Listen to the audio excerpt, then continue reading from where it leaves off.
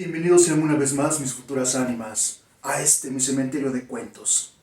Esta ocasión he desenterrado una historia bastante interesante que sucede allá por los años 378 después de Cristo. Y es que era el máximo apogeo de aquellos pueblos bárbaros, aquellos pueblos que en esa tenacidad conquistaban los territorios a base de sangre, de fuego, de asesinato.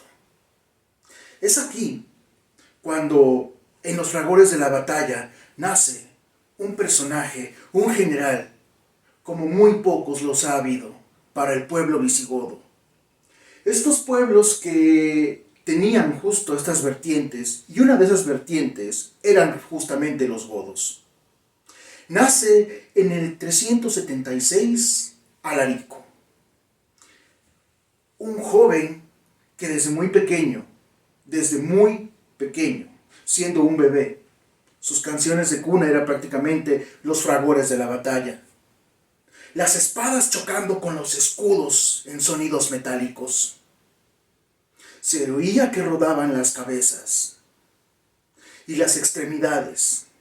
Se oían los gritos de los enemigos y los gritos de los guerreros valerosos salientes a batalla.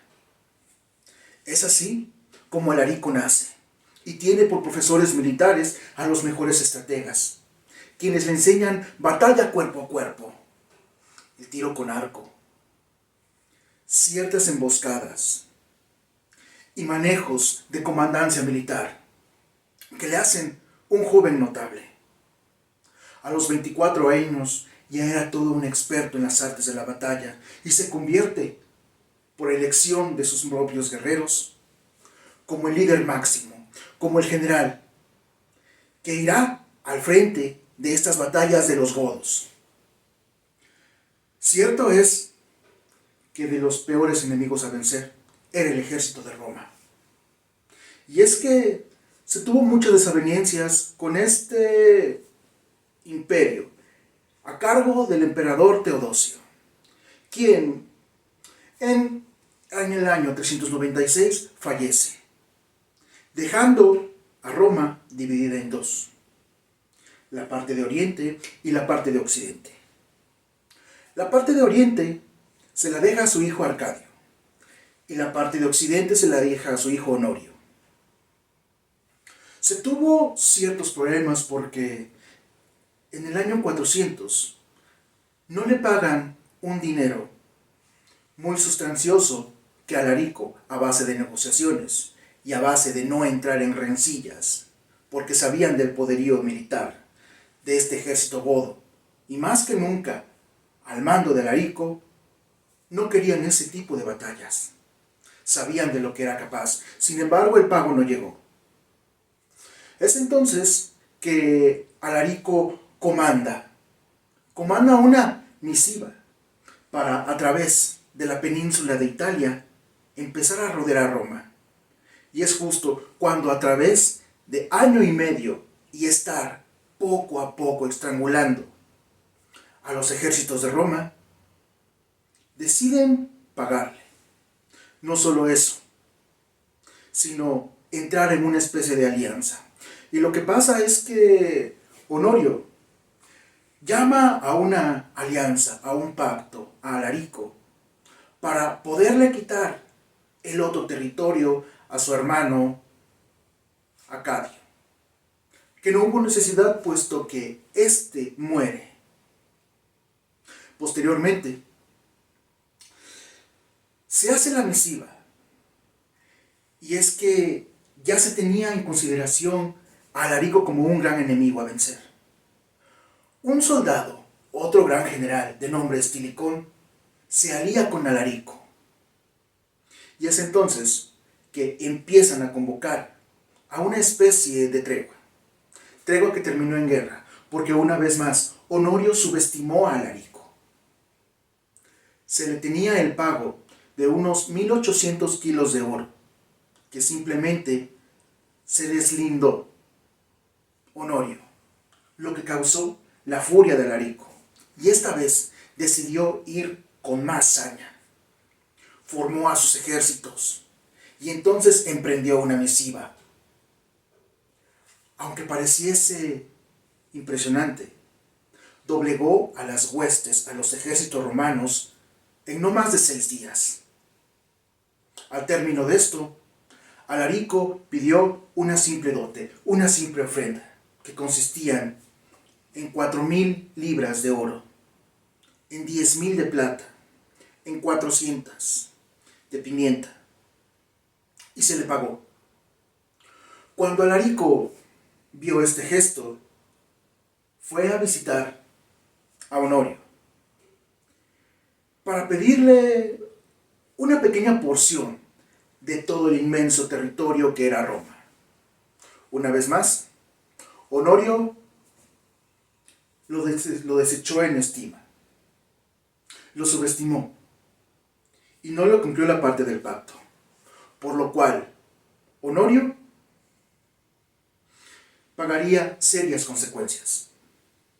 Alarico se sintió desairado, se sintió furioso, organizó a sus tropas y entonces fue en pos de ese gran ejército, que una vez más, al mando de Honorio, le había hecho otro desaire. Y es que en esta ocasión, solamente le bastaron 8 días para doblegar y poner de rodillas a todo el ejército de Roma, hundiéndolos, matándolos soldado a soldado. Los ríos de sangre corrían por todas las calles, por todos los pedreríos de las avenidas romanas. Aquel enorme imperio era doblegado a mano del gran general que era Alarico. A sus 40 años estaba ganando la batalla más importante de todas, con los mejores resultados. Y entonces se propuso lo más ambicioso que en su carrera militar había logrado, y era tomar el imperio de Roma en sus manos y por supuesto colocarse en el trono. Estaba demostrado ya el poderío militar, que había doblegado en toda su magnitud al ejército de Roma.